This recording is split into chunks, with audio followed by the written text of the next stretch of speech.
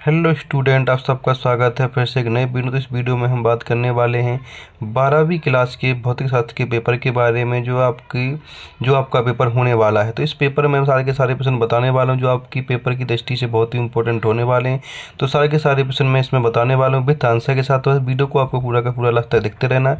सारे के सारे प्रश्न आपको यहाँ पर सॉल्व कराए जाएंगे। जो भी प्रश्न इंपॉर्टेंट हो सारे के सारे प्रश्न आपको बताए जाएंगे और इन सब का PDF भी आपको मिल जाएगा, जो आपको वीडियो के लास्ट में बता दिया जाएगा कि इसका PDF कहाँ पर मिलने वाला। तो वीडियो को पूरा का पूरा लास्ट देखते रहना। चैनल पर पहले, और चैनल को आपको यहाँ पर सब्सक्राइब कर लेना है। तो यहाँ पे आप देख सकते हैं आपके सामने पेपर का कोड है, ये आपके सामने यहाँ पे रोल नंबर है, ये आपका यहाँ पर सेट हो जाएगा। इससे इसकी सेट और भी मैं करा दूंगा, उस सबके सब आपको इस चैनल पर मिल जाएंगे। इसलिए आपको चैनल को सब्सक्राइब कर लेना है। आपको टोटल 20 क्वेश्चन होने वाले हैं, 3 घंटे आपका समय मिलने वाला। टोटल 70 मार्क्स का पूरा का पूरा पेपर होने वाला है। अगर आपको 70 के 70 पूरे मार्क्स चाहिए तो इस वीडियो को पूरा का पूरा लास्ट देखते रहना है।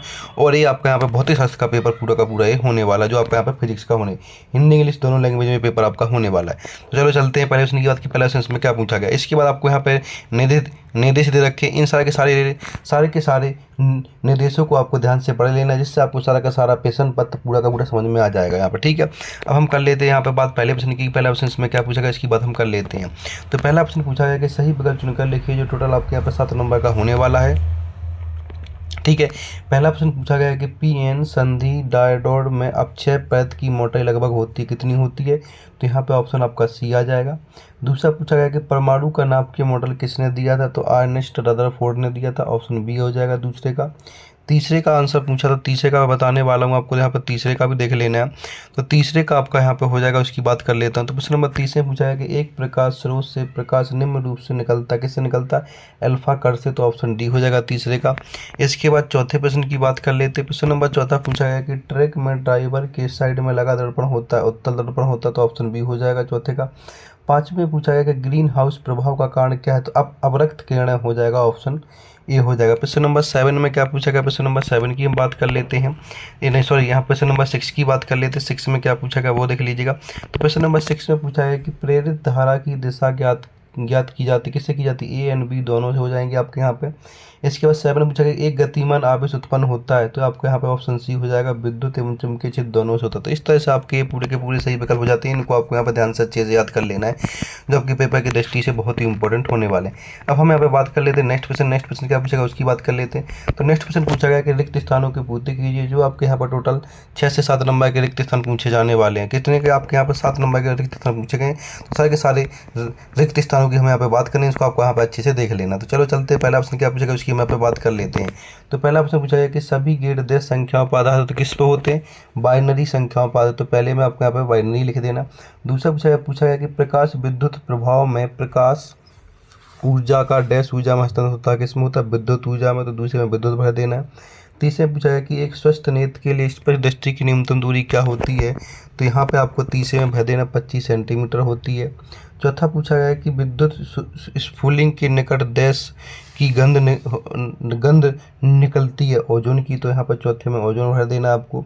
पाँचवें पूछा है कि उच्चीय ट्रांसफार्मर की प्राथमिकता कुंडली में फेरों की संख्या द्वितीयक की तुलना में डैश कम है। तो यहाँ पे क्या हो जाएगी, यहाँ पे आपको कम भर देना है। छठा पूछा है कि विद्युत परिपथ में वोल्ट मीटर को डैश में जोड़ते हैं, किसमें, समांतर श्रेणी में जोड़ते हैं। 7 पूछा है किसी विलगित निकाय का आवेश सदैव डैश रहता, संरक्षित रहता। तो यहाँ पर संरक्षित है। इस तरह से आपको यहाँ पर रिक्त स्थान पूरे के पूरे भर लेने हैं, जो आपकी पेपर की दृष्टि से बहुत ही इंपॉर्टेंट होने वाले। इस तरह सारे के सारे प्रश्न सॉल्व कराए जाएंगे विद आंसर के साथ। बस आपको यहाँ पर वीडियो में बना रहना है। अब हम कर लेते हैं नेक्स्ट क्वेश्चन की बात। तो नेक्स्ट क्वेश्चन इसमें क्या पूछा उसकी बात कर लेते हैं। नेक्स्ट क्वेश्चन पूछा गया आपसे यहाँ पे प्रश्न नंबर 30, जिससे पूछा गया कि सही जोड़ी बनाकर लिखिए, जो टोटल आपकी 7 नंबर की यहाँ पे होने वाली है। तो पहले पूछी गई कि बाबर श्रेणी किससे है। तो बाबर श्रेणी आपकी यहाँ पे आ जाएगी, क्या से, दृश्य क्षेत्र से आ जाएगी, D से। बीटा कण आपका आ जाएगा यहाँ पे E से, न्यूटन से। इसके बाद रेडियो तरंग आपकी यहाँ पे आ जाएगी किससे, रेडियो तरंग आपकी आ जाएगी G से, जिसमें लिखा है दोलित विद्युत परिपथ। इसके बाद स्नेनल का नियम क्या है, चौथा आपका आ जाएगा प्रकाश का अपवर्तन। इसके बाद दृश्य प्रकाश क्या हो जाएगा, ये आपका न्यूटन हो जाएगा। धात्रीय प्रतिघात क्या हो जाएगा, घातीय प्रतिघात आपका 6, ये हो जाएगा सी। इसके बाद साइमन आपका 7, विद्युत एफ। तो इस तरह से आपको पूरी की पूरी मैचिंग मिला लेनी जो आपकी पेपर की दृष्टि से बहुत ही इंपॉर्टेंट है। तो इस तरह के सारे क्वेश्चन कराए जाएंगे, आपको यहाँ पर मैचिंग का स्क्रीनशॉट ले लेना जो आपके पेपर की दृष्टि से बहुत ही इंपॉर्टेंट होने वाला। अब हम बात कर लेते हैं क्वेश्चन नंबर नेक्स्ट। तो क्वेश्चन नंबर नेक्स्ट में पूछा गया कि एक वाक्य या एक शब्द में उत्तर देना, जो टोटल आपके यहाँ पर 7 नंबर के पूछे गए। तो क्वेश्चन नंबर चौथा है, ठीक है। चौथे वाले प्रश्न को आपको ध्यान से देख लें जो आपके पेपर की दृष्टि से बहुत ही इंपॉर्टेंट होने। तो पहला पूछा है कि अर्धचालक का वर्जित ऊर्जा अंतराल कितना होता है। तो यहाँ पे आपको लिख देना है 1 EC। तो यहाँ पे 1 EC पहले में लिख देना। दूसरा पूछा गया रीडबर्ग नियतांक का मान बताइए। तो 1.1 मल्टीप्लाई 10⁻7 मीटर माइनस 1 पावर। तो इस तरह से आपको यहाँ पर दूसरे में लिख देना। तीसरा पूछा गया किसी फोर्टेन से समृद्ध डी ब्रेगली तरंग दैर्घ्य बताइए। तो 0.01 नैनोमीटर होती है। तो यहाँ पे आपको तीसरे में लिख देना। चौथा पूछा गया कि अवतल दर्पण का एक प्रयोग लिखिए। जो अवतल दर्पण उसका एक प्रयोग क्या होगा, दाढ़ी बनाने में। तो यहाँ पर चौथे में दाढ़ी बनाने में लिख देना है। इसके बाद प्रश्न नंबर 5 पूछा है कि लेंज का नियम किस नियम के अनुकूल है। तो यहाँ पे लिख देना आपको ऊर्जा संरक्षण के अनुकूल है। तो 5वें में। छठे में पूछा है कि एक अवशेषित कण समचुंबकीय क्षेत्र में इसके समांतर प्रवेश करता है तो कण का पथ कैसा होता है। तो यहाँ पर ऋतु रेखीय। तो यहाँ पर छठे में ऋतु रेखीय लिख देना है। इसके प्रश्न नंबर 7 पूछा है कि चुंबकीय क्षेत्र के लिए गॉस का नियम लिखिए। तो इसका आंसर आपको पीडीएफ में मिल जाएगा, क्योंकि इसका आंसर लॉन्ग है तो यहाँ पे हम इसको बता नहीं सकते। तो इसका आंसर आपको पीडीएफ में मिल जाएगा, ठीक है। पीडीएफ आपको टेलीग्राम चैनल पर मिल जाएगी, जिसका लिंक आपको इसकी वीडियो के नीचे मिल जाएगा। तो वहाँ से आप टेलीग्राम चैनल ज्वाइन कर लीजिएगा। अब हम बात कर लेते हैं प्रश्न नंबर नेक्स्ट। तो प्रश्न नंबर नेक्स्ट आपके यहाँ से स्टार्ट होने वाले हैं, जो आपके 2 नंबर के क्वेश्चन स्टार्ट होने वाले हैं। यहाँ पर जिनमें से 2 प्रश्न पूछे जाएंगे, 2 में से कोई एक प्रश्न कर लेना, 2 नंबर आपके यहाँ पे पक्के हो जाते हैं।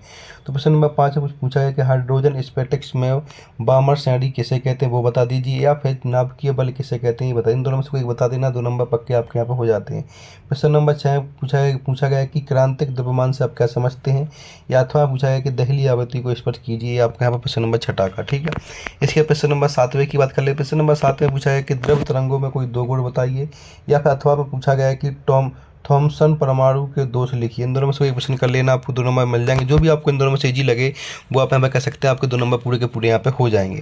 अब हम बात कर लेते हैं प्रश्न नंबर 8 की। प्रश्न नंबर 8 में पूछा है कि व्यक्तिकरण क्या होता है, इसका एक उदाहरण लिखिए, और अथवा में कला समृद्ध सोच से क्या तात्पर्य बताइए। इन सब के आंसर आपको वीडियो के लास्ट में मिलने वाले हैं। वीडियो को पूरा का पूरा लास्ट तक देखते रहना, सारे के सारे प्रश्न आपको वीडियो के लास्ट में यहाँ पे मिलने वाले हैं। प्रश्न नंबर 9 में पूछा है कि गुणता गुणांक क्यू क्या है, इसके लिए सूत्र लिखिए। अथवा में विद्युत चुम्बकीय प्रेषण किसे कहते हैं बताइए। इन दोनों में से कोई बता देना, आपके 2 नंबर पूरे यहाँ पे हो जाते हैं। प्रश्न नंबर 10 की बात कर लेते हैं। प्रश्न नंबर 10 में पूछा है कि फौलाद और लोहे के चुंबकीय गुणों की तुलना कीजिए, या फिर अथवा आमीटर वोल्टमीटर में कोई 2 अंतर लिखिए। इन दोनों में से कोई एक कर लेना, आपके 2 नंबर पूरे के पूरे यहाँ पे हो जाते हैं। प्रश्न नंबर 11 में पूछा गया प्रतिरोध ताप गुणांक किसे कहते हैं, इसका मात्रक बताइए। इसको कर लेना, या फिर गतिशीलता से क्या तात्पर्य, इसका मात्रक लिखिए। इन दोनों में से कोई क्वेश्चन कर लेना, आपके 2 नंबर यहाँ पर पूरे के पूरे पक्के हो जाते हैं।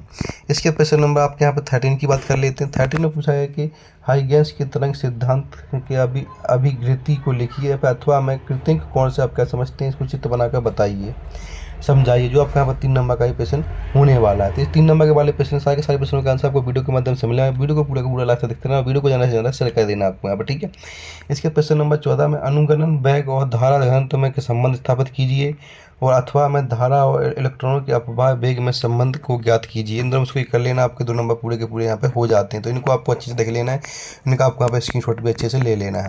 प्रश्न नंबर 15 की बात कर लेते हैं। प्रश्न नंबर 15 में पूछा है कि किरचॉफ के नियम लिखिए या उनकी व्याख्या कीजिए, अथवा में किसी सेल के आंतरिक प्रतिरोध, टर्मिनल वोल्टेज और विद्युत धारा में संबंध स्थापित कीजिए। जो आपका 3 नंबर का प्रश्न होने वाला, 2 में से कोई काम आपको यहाँ पे कर लेना है। प्रश्न नंबर 16 की बात कर लेते हैं।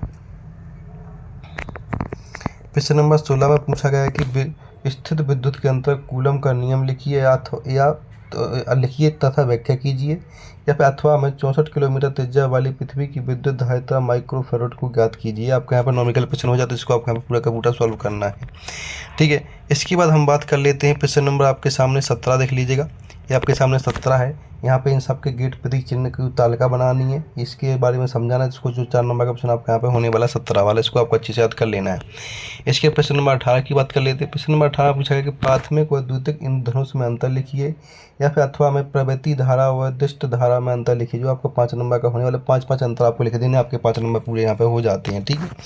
इसके बाद हम बात कर लेते हैं प्रश्न नंबर 19 की। प्रश्न नंबर 19 में पूछा है कि ऐसी परिपथ के लिए जिसमें प्रेरक एवं धारक दोनों हैं के लिए फ्रेजर आरेख बनाकर परिपथ प्रतिबाधा का सूत्र स्थापित किया तथा प्रतिपैतिक स्थिति के संबंध ये बताना है। या फिर अथवा वाला प्रश्न देखें जो आपको 5 नंबर का होने वाला, 5 पॉइंट दिए गए, जिसमें पूछा गया यंत्र के त्वरित प्रयोग में स्थापित चित्र पर क्या प्रभाव पड़ेगा वो बताएं। यदि दोनों स्लेटों के बीच कोई दूरी बढ़ जाए तो वो स्रोतों को स्लेटों की ओर सरकाया जाए, पर्दे को स्लेटों से दूर किया जाए, दोनों स्लेटों के बीच चौड़ाई बढ़ाई जाए, या फिर एक वर्गी स्रोत में स्रोत से क्या स्थापित किया जाता है। ये आपको हमें कर लेना जो आपके 5 नंबर पूरे के पूरे यहाँ पर दे देता है।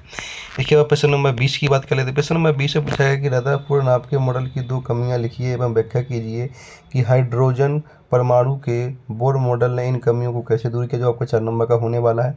अथवा पूछा गया नाप के संकलन एवं विखंडन की एक उदाहरण की सहायता से व्याख्या कीजिए। इन दोनों से प्रश्न कर लेना आपके पूरे